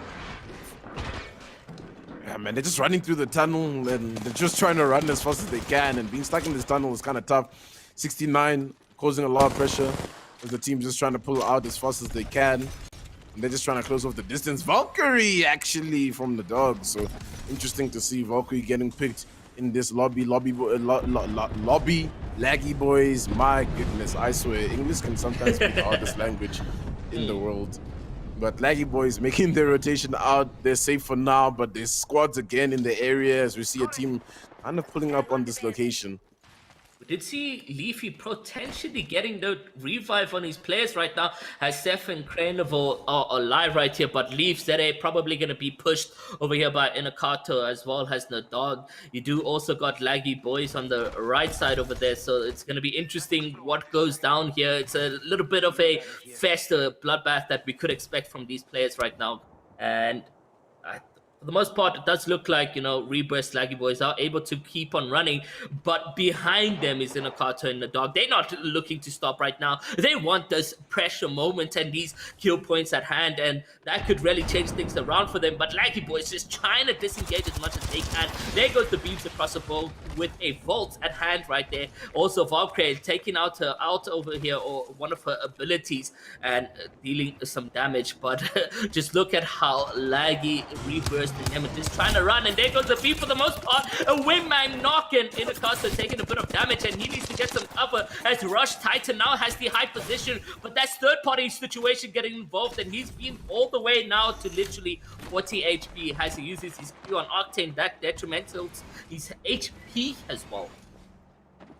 Yeah, man, and sometimes you just gotta turn and fight. I feel, I understand the zone is putting a lot of pressure onto Laggy Boys.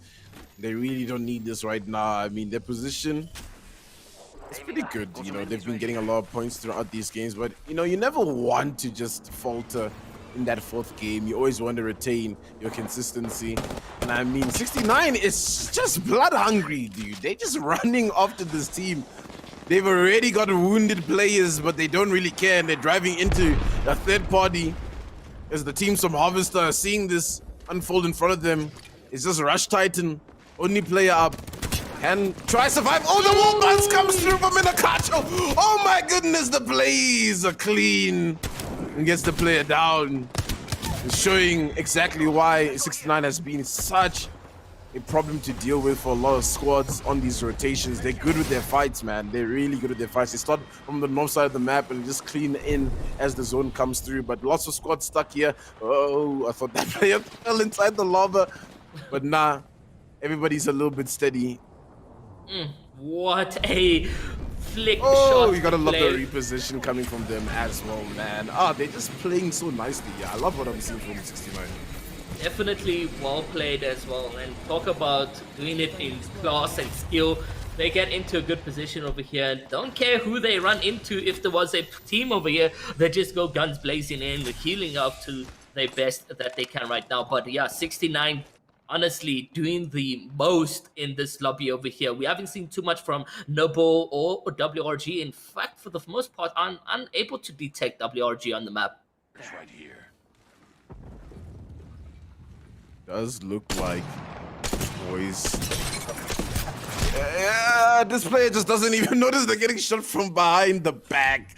The knock was almost there, but a bit overextended from the boys in that situation.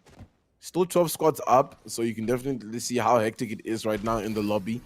The squads are just trying to survive for as long as physically possible to try clean up as many points as they can. It does look like Nibble has been tearing through the lobby for the most part. Been seeing Tenchi's name pop up around the feed. And I mean, look, Nibble is so active. They're just everywhere in the zone, on the map. And I mean, it makes sense right here. When you're in this kind of position where they are, you're pretty much guaranteed the semifinal spot. So you can kind of just fish around, see what you can clean up. And I mean, wait. Do you see WRG in the zone right now? I think maybe they must have gone out in the fight that broke loose somewhere around the area. I mean, it's interesting to see that come into play, but for the most part, they've already secured semifinals, which, is really a GG's in the book. But hey, you'd love to go in with, a more confidence boost from them. But it seems as if they've been eliminated quite early, and that's going to be just what it is, man. Trying to clear out this platform over here. And it does look like 69 is going to be in a tough position as he uses his Mastiff to destroy the out from horizon. There's Tenchi now with the wingman, managing to hit 90, pulls out the EVA 8, and that player is literally a single shot on his end. It does look like 69 Gaming is just going to get absolutely disintegrated and sent back to the lobby. But a round of applause for their performance in this game and just their blood hunting moments that they've had. But it's NODWIN who's gonna say GG's and stop that action out from them. Zone Reapers against the zone, unfortunately, as they have to make their way to the top of this hill, which is really tough, especially after the changes in this area. You're pretty much left out in the open. There used to be, excuse me, a little bit of a bridge to work around, but now you have to make this strenuous rotation. It looks like they're gonna go for the jump pad play here, and I just hope that all the teams there are not gonna look at this angle and just start to beam each player individually from the sky. But for now, still 9 squads. And it's pretty much NODWIN dominating and controlling a lot of real estate. And look, once again, nobody's there in these endgame positions, man. But they're there. They're holding the area. Oh, Rush. Yeah, I think Rush's time with us is probably going to be cut short pretty soon, unfortunately. I mean, NODWIN's right on top of him.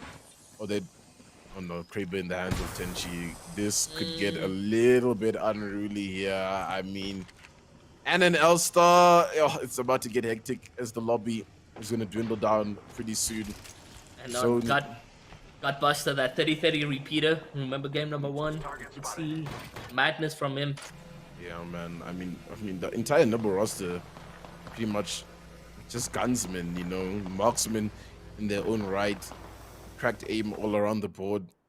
Teams are starting to make their way in and finding at least a little bit of homes to work with. But look at where Zone Reapers is. They're getting gatekept by early access here, who are looking to clean up a little bit more points just to guarantee themselves some safe haven as they move into this closing stages of the day. Gutbuster got a knock with the Kraber, by the way, onto Dreamer. No, it's Nibblestaff. Oh no, guys. No, it's Nibble versus Nibblestaff.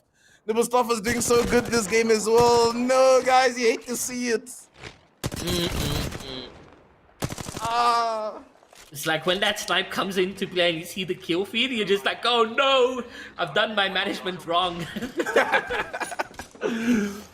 Oh man, GG's NODWIN esports. They're gonna just go back to the blind peekers after this. Just joking around, obviously.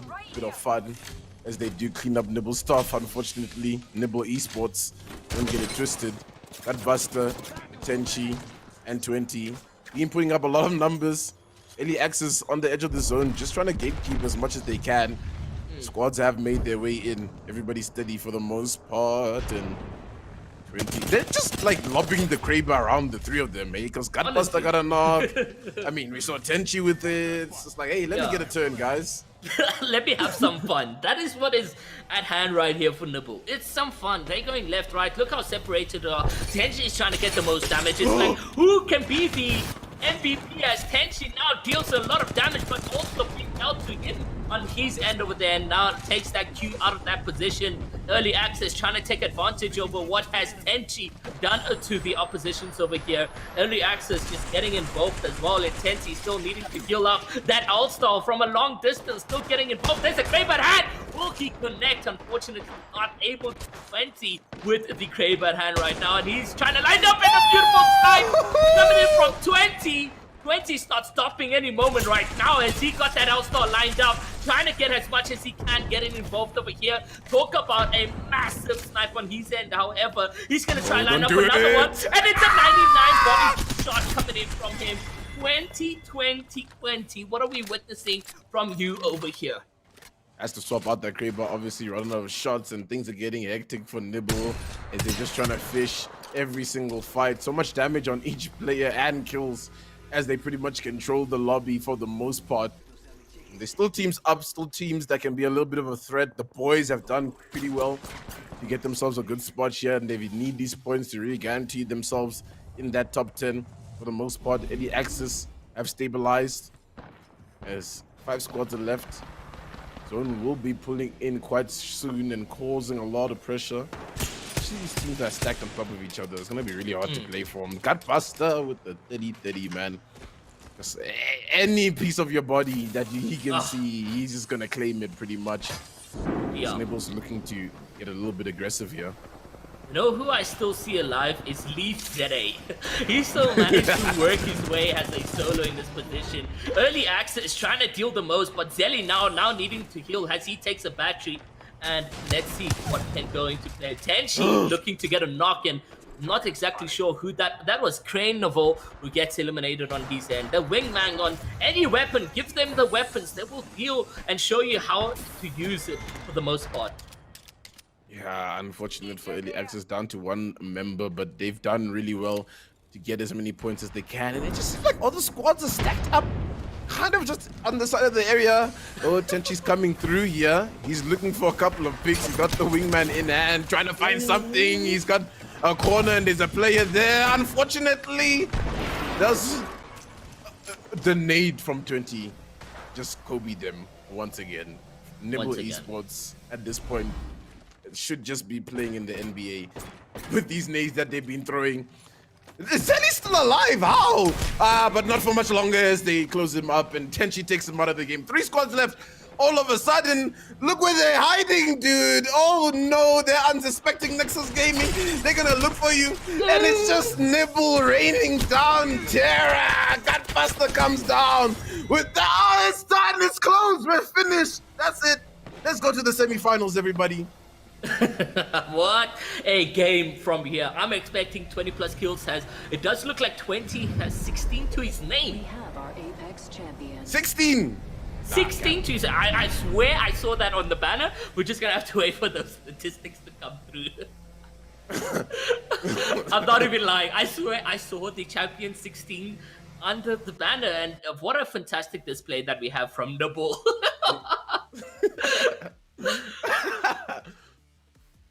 I was afraid. I was afraid for every single team that was running into Nibble there. I was afraid for Nibble's staff. I was afraid for every single team that was finding Nibble in that map, because it seems like these last 2 maps they decided to say, hey, you know, let's show everyone how to play Apex. Let's show everyone how to run with the W key and get all the kills running in that game. I mean, if 20 did get 16 kills by himself, can you just imagine what points they're picking up from that map? I don't know. I don't know. They may drop the most points in the group stage if he's not lying and he got 16 kills. Honestly. That's what I saw. I mean, Gutbuster had like 5 kills when I saw him. I don't know. When I they don't tuned know. into I don't him. know. I So, don't know. hey, we'll just have to wait. We'll have to wait and see. Listen, like, we had the Carthaginians running away with 20 plus kill games, right? So it's not like it's something that we haven't seen before in the African Throwdown Cup, but it's definitely surprising that Nibble just decided. I told you!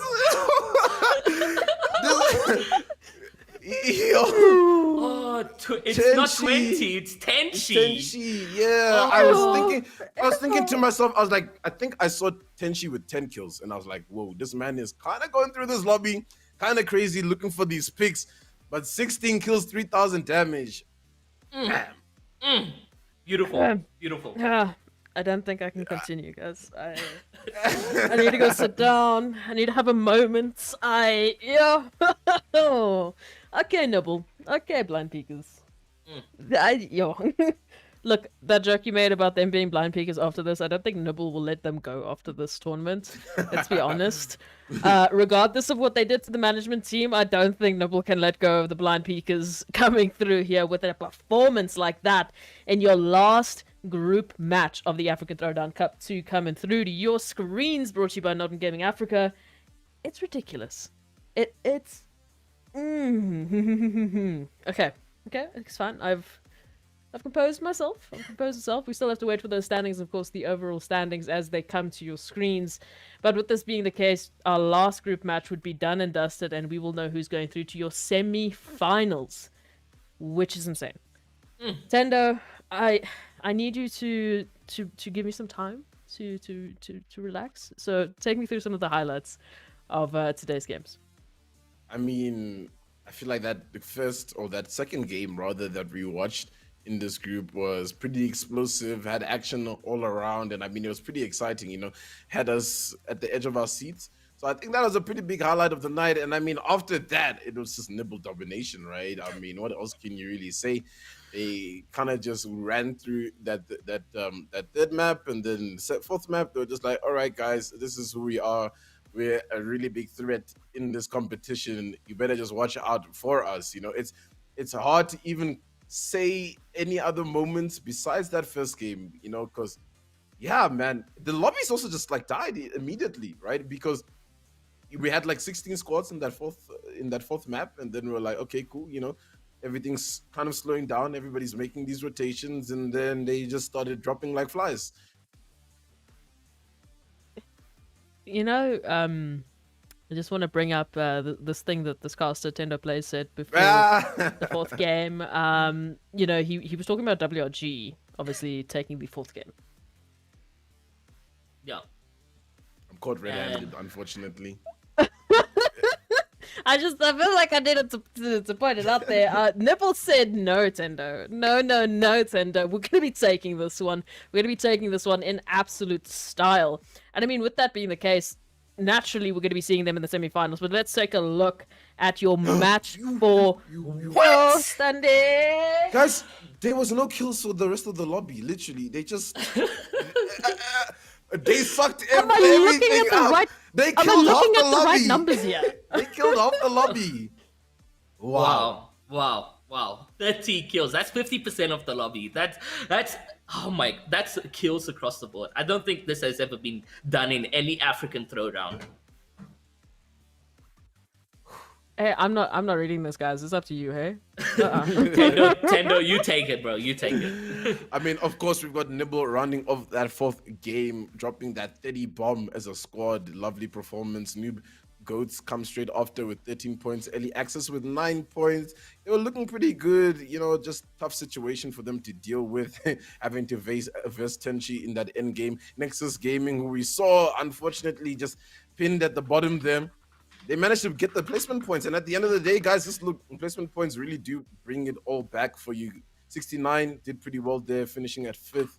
Laggy Boys, then after Simply Secluded, Zone Reapers, Nibble Staff, who, you know, performed quite well, did a lot better this game, so pretty proud to see them come through with that performance. And then to round it off with that top 10 there, it is the boys. We have such an interesting setup here for Group C, of course. We still have to pick up the 10 slots that are going to be allocated. Today, we'll know who's going to be going through to your semi-finals, and I'm happy to say it's been such an awesome group stage. I feel like this season has absolutely exploded, not only with the representation, not only with the teams really coming to the party in terms of performances and staying competitive. It's insane. You know, it's not a case of, oh, we know it's going to be X, Y, Z. We know it's going to be this. We know it's going to be this. We are constantly getting surprised, and that is just the beauty of African esports for everyone watching at home. But I think I've babbled enough. Let's take a look at those overall standings and see who's going to be moving on from Group C to the semi-finals. Tendo, take us through it. 101 points, ladies and gentlemen, and that confirms Nibble Esports to have gotten the most points in the group stage out of every other team. Coming then after is WRG. We can't take anything away. We're putting up their own numbers in their own likes. Laggy Boys, our constant team as well, you know, showing that crossplay is here to stay and they're here to game. S4D after that, Early Access coming in at 5th. Noob Goats coming in at 6th. Nexus Gaming clutching up a spot at 7th. Simply Secluded at 8th. The boys come in at 9th, and you love to see 69. They made it happen. You know, we saw Inakato doing so much for the team. Definitely my highlight player of that team, and just enough. The kills carried them through. Wow. And just by the skin of the teeth, they made it in. So absolutely congratulations to our top 10 who are going to be moving on to the next phase of the African Throwdown, and we will say GG, well played, and thank you for joining the African Throwdown Cup 2 to LLG, Full Senders, Demons in Heaven, Sithic Esports, Zone Reapers, Nibble Staff, Outlaws NG, Definitely Not Sweats, Alpha Carnivores, TMCB, and Dads of War. But unfortunately, your journey ends here. My goodness gracious, it's been absolutely insane. And for those of you who missed maybe some of the other standings or want to catch up on those ridiculous points that were dropped. You better go check out the NODWIN Gaming Africa website. All of that will be on the site. All the information you need will be updated there for everyone to see and prepare for the semi-finals. That, of course, will be coming to your screens next week. Hopefully as scheduled, as long as there's no updates that are being dropped. But so far, the group stages have been absolutely cracked, and it's all thanks to these wonderful casters that I've got by my side, Iro and Tendo, who are bringing you the fire, the action, the excitement, the chaos that is Apex Legends African Throwdown Cup 2. So thank you so much for watching tonight. We will be seeing you guys next week with the semi-finals of a lifetime. We've got some crazy groups, and if you want to catch any of the recaps or any of the updates that are coming your way, you better be checking out the social medias, the Twitters, the Facebooks, all of that. We'll have some recaps there for you guys from our casters, from our hosts, sort of just prepping you for these semi-finals because they're going to be crazy. I don't think I can stress how crazy these things are going to be. Stay with us, obviously, and hopefully we'll see you next week because, again, I can't say it enough. It's going to be nuts! So thank you guys so much. We'll see you guys next week. Have a lovely evening, and again, thank you so much for the support. It's been so good. See you guys next time.